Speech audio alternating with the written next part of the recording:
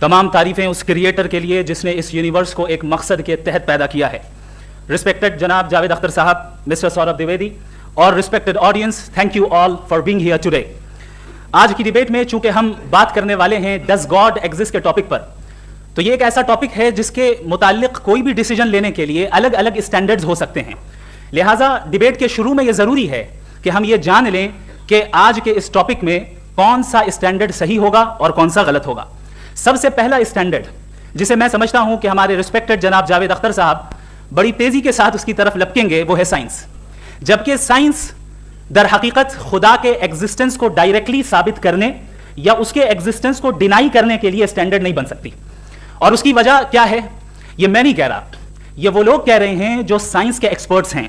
National academy of science कहती है science doesn't have the processes to prove और disprove the existence of God. Why? क्योंकि science का ताल्लुक एम्पेरिकल एविडेंस से है और एम्पेरिकल एविडेंसेस का ताल्लुक हमारे नेचुरल और फिजिकल वर्ल्ड से है, जबकि गॉड नॉन फिजिकल और सुपर नेचुरल रियलिटी है। लिहाजा नॉन फिजिकल रियलिटी को आप उस टूल के साथ नहीं चेक कर सकते जिसका काम फिजिकल रियलिटी को तलाश करना है। लिहाजा आज इस डिबेट में गॉड की एग्जिस्टेंस को साबित करने या उसे डिनाई करने में साइंटिफिक एविडेंस को एक्सेप्ट नहीं किया जाएगा। दूसरा स्टैंडर्ड हो सकता है रेविलेशन, कि रेविलेशन के जरिए हम यह साबित करें कि गॉड एग्जिस्ट करता है या नहीं। लेकिन यह स्टैंडर्ड भी आज इररेलेवेंट है। क्यों? क्योंकि रेविलेशन मेरे नजदीक सोर्स ऑफ नॉलेज है, वैलिड सोर्स ऑफ नॉलेज है, लेकिन हमारे जावेद अख्तर साहब के नजदीक यह वैलिड सोर्स ऑफ नॉलेज नहीं है। लिहाजा आज की डिबेट में मैं एक भी एविडेंस किसी भी मजहबी स्क्रिप्चर से नहीं दूंगा ताकि जावेद अख्तर साहब के लिए वो अनएक्सेप्टेबल ना हो। तीसरा जो मेयार हो सकता है वो है ऑब्जर्वेशन, कि भाई कोई कहे कि हमें खुदा दिखाओ, अगर है तो दिखाओ, या ये कि खुदा के एग्जिस्टेंस पर एम्पेरिकल एविडेंस दो, तो ये है दर हकीकत गलत टूल का इस्तेमाल करना। ये ऐसा ही है कि जावेद साहब मुझसे ये मुतालबा करें कि मुफ्ती साहब आप मेटल डिटेक्टर के जरिए प्लास्टिक डिटेक्ट करके दिखाएं। अब चूंकि प्लास्टिक डिटेक्ट नहीं हो पा रही है लिहाजा plastic does not exist. No, you are using the wrong tool. इस टूल से प्लास्टिक को डिटेक्ट नहीं किया जाता। लिहाजा मैं समझता हूं कि गॉड के एग्जिस्टेंस पर एम्पेरिकल एविडेंस का मुतालबा करना एक बचकाना मुतालबा है और हमारे रिस्पेक्टेड जनाब जावेद अख्तर साहब इस स्टेज से अब बहुत आगे निकल चुके हैं। अब बचता है एक ही स्टैंडर्ड, और वो स्टैंडर्ड है अक्ल, लॉजिक, रीजनिंग। और यही वो स्टैंडर्ड है जिसके तहत गॉड की एग्जिस्टेंस को साबित किया जाएगा या गॉड की एग्जिस्टेंस को डिनाई किया जाएगा। लेकिन चूंकि ये बहुत इंपॉर्टेंट और सेंसिटिव टॉपिक है, इसलिए लॉजिकल आर्ग्यूमेंट भी ऐसा होना चाहिए जो डेफिनेटिव हो, इनडेफिनेटिव ना हो, जो 2 और 2 4 की तरह बिल्कुल वाजे हो, जिसे लॉजिकली रिजेक्ट करना पॉसिबल नहीं हो। फॉर एग्जाम्पल हम कहें हमारे रिस्पेक्टेड मिस्टर सौरभ साहब ये एक इंसान है और तमाम इंसान कॉन्शियस बीइंग है, लिहाजा नतीजा क्या निकला, हमारे सौरभ साहब भी कॉन्शियस बीइंग है। क्या ये इनडेफिनेट आर्ग्यूमेंट है या डेफिनेट आर्ग्यूमेंट है? ये डेफिनेट आर्ग्यूमेंट है। ये 2 और 2 की तरह वाजे है, इसमें किसी तरह जो है लॉजिकली इसको रिजेक्ट नहीं किया जा सकता। तो अगर आज हमारे जावेद अख्तर साहब ऐसी कोई अकली दलील और लॉजिकल एविडेंस दें खुदा के ना होने पर जो डेफिनेट भी हो, तो मैं ये ऐलान करता हूं कि यकीनन मैं उस एविडेंस को कबूल करूंगा और उस पर गौर करूंगा। लेकिन साथ में यह भी ऐलान कर देता हूं प्रेडिक्शन के तौर पर कि ऐसा कोई डेफिनेट आर्ग्यूमेंट कोई नहीं पेश कर सकता। दलील हम देंगे और डेफिनेटिव दलील देंगे, लॉजिकल दलील देंगे, ऐसी दलील देंगे जो एंटायर एथिस्टिक वर्ल्ड उसे रेफ्यूट नहीं कर सकती। चलें अब हम एक एग्जाम्पल सोचते हैं, एक सिनेरियो, सिंपल सिनेरियो, तमाम ऑडियंस से गुजारिश है, हम और आप एक आइसोलेटेड आइलैंड पर हैं, ऐसा आइलैंड जहां पे हमसे पहले कोई कभी नहीं गया। चलते चलते आपके सामने अचानक आपने देखा एक पिंक कलर की बॉल पड़ी हुई है। सबसे पहला सवाल आपके जहन में क्या आएगा कि ये बॉल यहां क्यों आई, कैसे आई, ये पिंक कलर की ही क्यों है, कोई और कलर भी हो सकता था, ये इसी शेप में क्यों है, कोई और शेप भी हो सकता था। नेचुरली आप इस तरफ पहुंचेंगे कि कोई ना कोई है जिसने इन स्पेसिफिक प्रॉपर्टीज के साथ इस बॉल को बनाया है और यहां पे रखा है। चूंकि आप जानते हैं कि ये जो बॉल है इसका एग्जिस्ट करना जरूरी नहीं है, ये एग्जिस्ट कर भी सकती थी, नहीं भी कर सकती थी, और एग्जिस्ट करना ही था तो किसी और फॉर्म में करती, किसी और कलर में करती। अब आप इस बॉल को एक्सपैंड करते चले जाएं, एक्सपैंड करते चले जाएं, एक्सपैंड करते चले जाएं, यहां तक कि ये बॉल यूनिवर्स के साइज की हो जाए। बताइए कि क्या साइज के बढ़ जाने से सवाल बदल जाएगा? हरगिज नहीं बदलेगा। अभी भी सवाल रहेगा ये यूनिवर्स कहां से आया, इन स्पेसिफिक प्रॉपर्टीज के साथ कहां से आया, क्यों आया, किसने बनाया, ये सवाल उस वक्त भी वैलिड रहेगा। लेकिन ये सवाल अगर हम जनाब जावेद अख्तर साहब से करें तो चूंकि इनका वर्ल्ड व्यू एथिस्टिक है, और सिर्फ इनका नहीं, मतलब जितने भी एथिस्ट हैं और एथिस्टिक वर्ल्ड व्यू को रखने वाले से अगर आप ये सवाल करें कि ये यूनिवर्स कहां से आया, तो इनका जवाब या तो आर्ग्यूमेंट फ्रॉम इग्नोरेंस होगा या डॉगमेटिक होगा। या तो ये कहेंगे कि मुझे नहीं पता कि ये कहां से आया, लिहाजा गॉड डज नॉट एग्जिस्ट, ये आर्ग्यूमेंट फ्रॉम इग्नोरेंस है, या ये कहेंगे कि ये यूनिवर्स खुद ब खुद बन गया, इसका मतलब ये है कि उस बॉल को भी खुद ब खुद बन जाना चाहिए, लेकिन बॉल के ताल्लुक से ये एक्सप्लेनेशन एक्सेप्ट नहीं की जाएगी कि ये खुद ब खुद बन गई, लेकिन यूनिवर्स के ताल्लुक से कर दिया जाएगा। इसे हम दूसरे अल्फाज में डॉगमा भी कह सकते हैं। दूसरी चीज, हमारे जावेद अख्तर साहब जरूर गॉड ऑफ गैप्स की मिसाल भी जरूर देंगे, और मिसाल देंगे कि पहले जमाने में बिजलियां कड़कती थी तो लोगों ने किसी एक खुदा की तरफ, और बारिश होती थी तो दूसरे खुदा की तरफ मंसूब कर दिया, उनके पास दलील नहीं थी। यह हमारा वर्ल्ड व्यू है ही नहीं, यह हमारा वर्ल्ड व्यू है ही नहीं, क्योंकि नेचुरल फिनोमेना के प्रोसेस की इंटरप्रिटेशन को जान लेने से यह कहां से साबित हो गया कि गॉड एग्जिस्ट नहीं करता है। इस पर मैं इंशाल्लाह अभी आगे बात करूंगा। आप हजरात ये भी देखेंगे, और मैं ये एक्सपेक्ट करता हूं कि हमारे रिस्पेक्टेड जनाब जावेद अख्तर साहब जरूर इमोशनल आर्ग्यूमेंट्स भी देंगे, जो कि एक लॉजिकल फैलेसी है जब बात आती है ट्रुथ को डिसाइड करने में। क्यों? मिसाल के तौर पर वो कहेंगे कि अगर गॉड है तो ईविल क्यों एग्जिस्ट करता है, जबकि मैं कहता हूं ईविल का एग्जिस्ट करना गॉड के एग्जिस्ट करने की दलील है, उसके खिलाफ नहीं है। क्योंकि अगर गॉड है तो हम सब उसके सामने अकाउंटेबल हैं, और अगर हम अकाउंटेबल हैं तो अकाउंटेबिलिटी के लिए ईविल का मौजूद होना जरूरी है, उसके बगैर हम अकाउंटेबल नहीं हो सकते। और अगर हम अकाउंटेबल नहीं हैं तो हम जनाब जावेद अख्तर साहब से पूछेंगे कि आप बताएं कि फिर सफरिंग इस दुनिया में क्यों है? अगर खुदा नहीं है तो सफरिंग क्यों है? और उन लोगों के जज्बे का क्या जिनके अंदर सफरिंग के बाद इंतकाम लेने का जज्बा पाया जाता है और वो इस दुनिया से ऐसे ही चले गए, क्या उनकी सारी तकलीफें बेकार चली जाएंगी? अब आ जाएं उसी एग्जांपल की तरफ कि बॉल, मुझसे अगर कोई पूछे इस बॉल को किसने बनाया और या इस एक्सपेंडेड बॉल को किसने बनाया, मैं कहूंगा कि चूंकि ये यूनिवर्स और इस यूनिवर्स की तमाम चीजें कॉन्टिंजेंट है। कॉन्टिंजेंट होने का मतलब ये होता है कि जो अपने एग्जिस्टेंस पे किसी के ऊपर डिपेंड करती हो, तो जाहिर है ये यूनिवर्स कॉन्टिंजेंट है। और अगर कोई चीज कॉन्टिंजेंट नहीं है तो मैं रिक्वेस्ट करूंगा कि मुझे दिखा दें कि कौन सी चीज यूनिवर्स में कॉन्टिंजेंट नहीं है, हम भी जरा गौर कर लें और हम भी देख लें। और जब कॉन्टिंजेंट चीजें मौजूद हैं तो फिलोसोफर्स की इस्तिलाह के मुताबिक, हम उस टर्मिनोलॉजी के मुताबिक, हम उस जगह तक पहुंचते हैं और उस हस्ती तक पहुंचते हैं जिसे नेसेसरी बीइंग कहा जाता है, कि ये वो नेसेसरी बीइंग है जिसका मौजूद ना होना नामुमकिन हो। क्योंकि अगर ये मौजूद ना हो तो सारी चीजें एग्जिस्टेंस में आएंगी ही नहीं, और ये सारी कॉन्टिंजेंट चीजें उसी के ऊपर डिपेंड करती हैं। अब अगर आप ये सवाल करते हैं कि फिर उस हस्ती को किसने बनाया, फिर उसका कॉज क्या है, फिर उसका कॉज क्या है, फिर उसका कॉज क्या है, और एंडलेसली चले जाएं, इसे हम कहते हैं इन्फिनिट रिग्रेस ऑफ कॉजेस, जो कि लॉजिकल फैलेसी है। कॉन्सेप्चुअली इन्फिनिटी पॉसिबल है। मिसाल के तौर पे न्यूमेरिकल्स 1 2 3 गिनते चले जाएं, इन्फिनिट नंबर्स हैं। मैं कॉन्सेप्चुअली बात नहीं कर रहा, प्रैक्टिकली रियलिटी में साबित करके दिखाएं कि infinite regress of causes possible है या नहीं। अगर पॉसिबल है तो हम मान लेंगे, मिसाल दे दें, और पॉसिबल नहीं है तो एक ही ऑप्शन बचता है जिसे हम कहते हैं नेसेसरी बीइंग। ऐसी नेसेसरी बीइंग जो इंडिपेंडेंट है, क्योंकि अगर वो डिपेंडेंट हुई तो वो नेसेसरी नहीं रहेगी। ऐसी इंडिपेंडेंट बीइंग जो इटर्नल है, अगर वो इटर्नल नहीं होगी, उसकी बिगिनिंग होगी तो वो खुद कॉन्टिंजेंट है। ऐसी बीइंग जो पावरफुल है, क्योंकि कॉन्टिंजेंट को एक्चुअलाइज करने के लिए पावर चाहिए। ऐसी बीइंग जो इंटेलिजेंट है और नॉलेजेबल है, क्योंकि ये यूनिवर्स स्पेसिफिक फॉर्म और स्पेसिफिक लॉज ऑफ नेचर के तहत प्रिसाइजली चल रहा है। थैंक यू मुफ्ती साहब। जनाब जावेद अख्तर साहब कई मरतबा दोहरा रहे हैं कि फेथ का मतलब बताइए, फेथ का मतलब बताइए। मैंने बता दिया, फेथ सही भी होता है, गलत भी होता है। और आज हम फेथ पे बात नहीं कर रहे हैं, हम ट्रुथ और डज गॉड एग्जिस्ट पे बात कर रहे हैं। क्या डज गॉड एग्जिस्ट, ये ट्रुथ यानी गॉड है या नहीं है, इसमें से दोनों ट्रुथ क्या है। अब आप उसे फेथ कह लें, बिलीफ कह लें, नॉट माई बिजनेस। उसके बाद आपने कहा कि भाई सवाल करने से मजहब रोकता है। मैं कहता हूं जो रोकता है वो रोकता होगा, मैं नहीं रोकता, बल्कि सवाल करें, सवाल करना चाहिए। सवाल कर करके तो हम आगे बढ़ते हैं, तरक्की करते हैं, और इसीलिए मैं आज यहाँ पे आया हूँ। लेकिन सवाल सिर्फ खुदा से नहीं होगा, आपसे भी होगा। सवाल एथिज्म से भी होगा, सवाल सिर्फ मजहब से नहीं होगा, सबसे होगा। और आज मैं सवाल करूंगा और उम्मीद है कि आप जवाब देंगे। अभी तक आपने वैसे कॉन्टिंजेंसी आर्गुमेंट का कोई जवाब नहीं दिया। चलें, आपने कहा यूनिवर्स के बारे में इटर्नल क्यों नहीं बोल देते। ये चूंकि लॉजिकली पॉसिबल ही नहीं है कि यूनिवर्स इटर्नल हो। यूनिवर्स एक कॉन्टिंजेंट चीज है जो टाइम एंड स्पेस के पाबंद है, टाइम एंड स्पेस से बाउंड है। जो टाइम एंड स्पेस से बाउंड होगा वो कॉन्टिंजेंट होगा, जो कॉन्टिंजेंट होगा वो उसकी बिगिनिंग हुई होगी, जिसकी बिगिनिंग हुई होगी वो इटर्नल नहीं हो सकता। ये तो कॉमन सी बात है। आपने कहा कि किसी मजहबी किताब में डायनासोर का जिक्र नहीं है। अफसोस कि आज तक किसी मैथमेटिक्स की किताब में मुझे डायनासोर का जिक्र नहीं मिला। तो इसका मतलब मैथमेटिक्स की किताब बेकार है? नहीं, उसका वो टॉपिक नहीं है। रेवलेशन का और मजहबी किताबों का टॉपिक ये नहीं है कि आपको आके बताए साइकिल कैसे बनाते हैं, या आकर ये बताएं कि जो है डायनासोर कब था। वो तो मोरालिटी सिखाने आया है, गॉड के बारे में बताने आया, नॉन फिजिकल रियलिटी की हकीकत को सिखाने के लिए आया। रिलीजन साइंस को रोकता है? नहीं रोकता। अगर रोकता है तो गलत करता है। रिलीजन साइंटिज्म को रोकता है, जिसमें हमारे जावेद साहब मुख्तलिफ। साइंस और साइंटिज्म में फर्क है। साइंटिज्म यह है कि आप समझें कि साइंस और साइंटिफिक मेथोडोलॉजी ये नॉलेज को हासिल करने का वाहिद सोर्स ऑफ नॉलेज है। यह है साइंटिज्म। हम इसे रिजेक्ट करते हैं। हम साइंस को तो तरक्की करते हैं, भाई आप हमारी पूरी तारीख कर लें, पढ़ लें तो आपको पता चल जाएगा। बहरहाल ये अलग टॉपिक है। उसके बाद इन्होंने एक लफ्ज कहा, वेटिकन ने फतवा दिया। वेटिकन का फतवे से कोई ताल्लुक नहीं है, दोनों कॉन्ट्राडिक्टरी अल्फाज हैं। उसके बाद उन्होंने कहा कि भाई हमें नहीं मालूम। अगर नहीं मालूम तो क्लियरली कह देना कि नहीं मालूम है, इसमें क्या हर्ज है। तो वही तो मैं कह रहा हूं ना कि आप कह दें कि नहीं मालूम, लेकिन क्लेम क्यों कर रहे हैं कि गॉड एग्जिस्ट नहीं कर रहा है। आप कह दे नहीं मालूम है, हो सकता है हो सकता ना हो, लेकिन आप क्लेम कर रहे हैं। The moment you say God does not exist, this is a claim and now the burden of proof is upon you too, जैसे हमारे ऊपर है।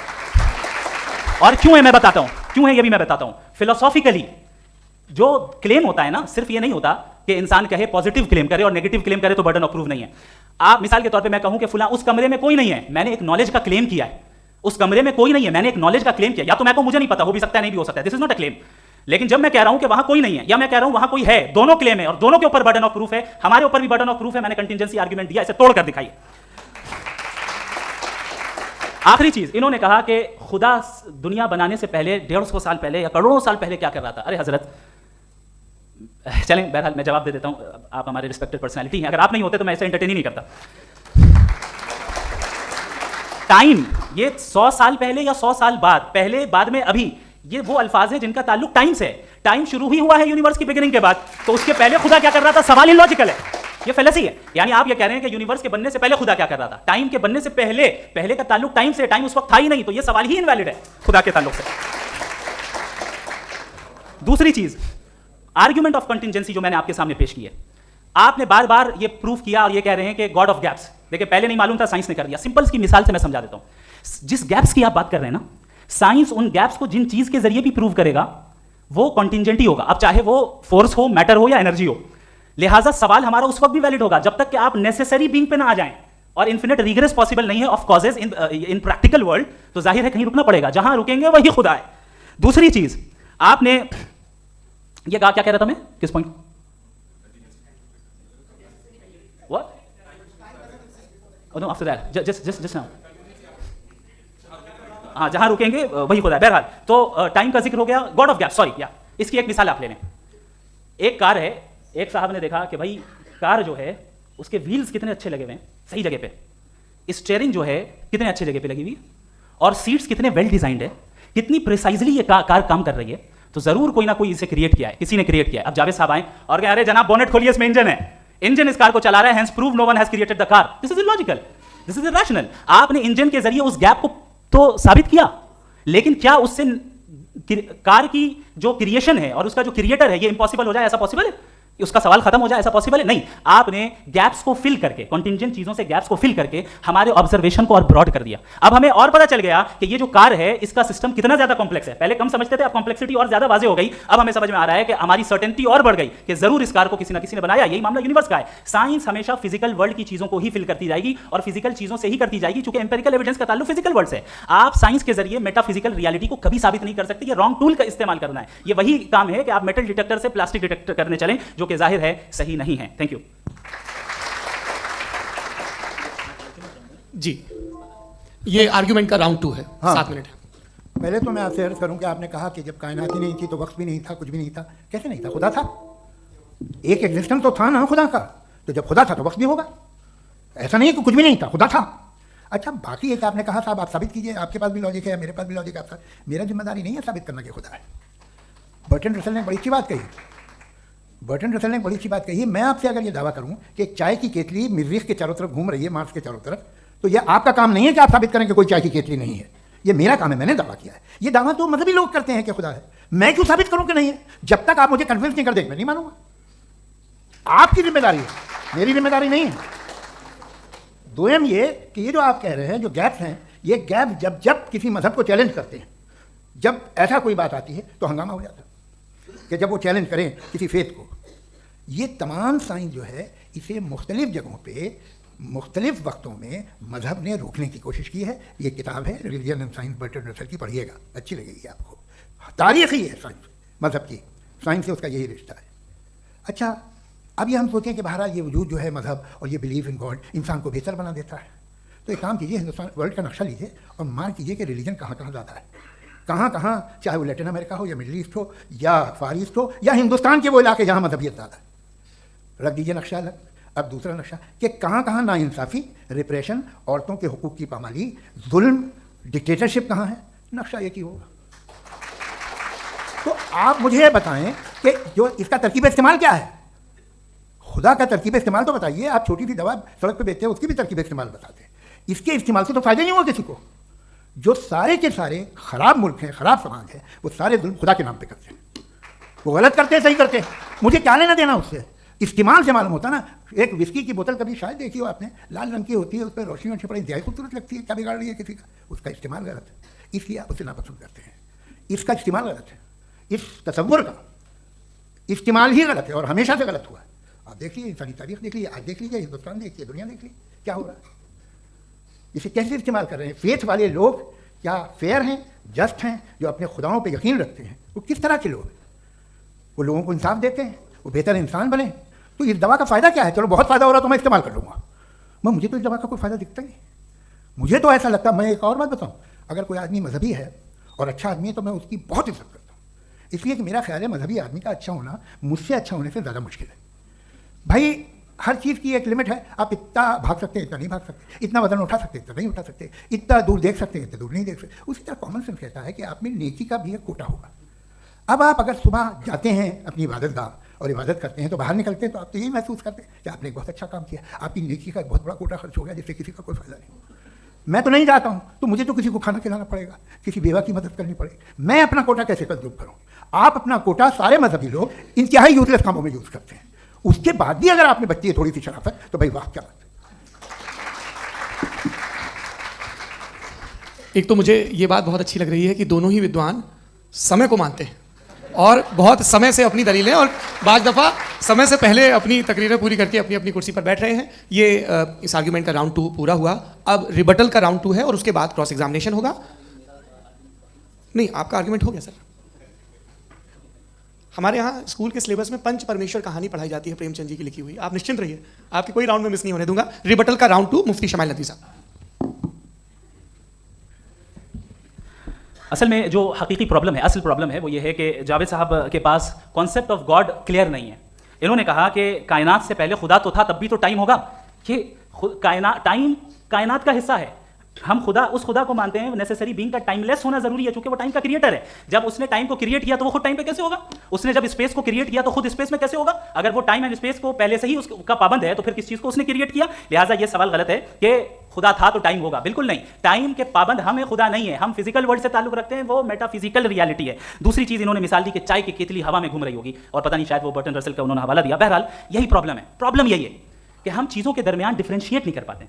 ये जो आपने मिसाल दी ये इमेजिनेशन है और मैं जो साबित कर रहा हूं वो लॉजिकल नेसेसिटी है।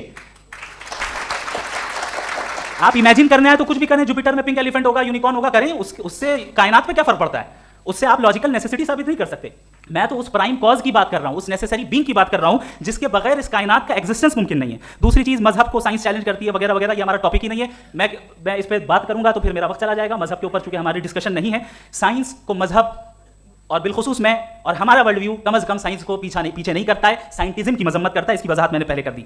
दूसरी चीज इन्होंने कहा वर्ल्ड का नक्शा लीजिए, वर्ल्ड मैप लीजिए, दो अलग अलग जगह की। हजरत मैंने ये होमवर्क किया था और मैंने मिडिल ईस्ट का एक नक्शा लिया और यूरोप का एक नक्शा लिया, ये मजहबी इलाका और ये लिबरल और एथीस्ट इलाका। मुझे पता चला कि सबसे ज्यादा रेप केसेस जो है वहां पर है। मुझे ये पता चला यूएन की रिपोर्ट के मुताबिक, मैं अपने घर से नहीं लेके आ रहा, कि जो वर्किंग वुमेन है यूरोपियन कंट्रीज में उसमें 81% वुमेन सेक्सुअल हैरेसमेंट का वर्क में शुमार हो रही है। ये मिडिल ईस्ट में नहीं हो रहा है, वो मजहबी लोग हैं इसलिए नहीं हो रहा है। दूसरी चीज आपने ये कहा कि मजहबी आदमी का अच्छा होना हमारे अच्छे होने से बहुत मुश्किल है, बहुत मुश्किल है। तो इसका मतलब यह है कि गॉड के अलावा आपके पास अच्छे और बुरे का कोई स्टैंडर्ड है। मैं चाहूंगा कि कन्वर्सेशनल स्टाइल वाली डिस्कशन और सेगमेंट पे इसी पे बात कर लेते हैं। Thank you very much.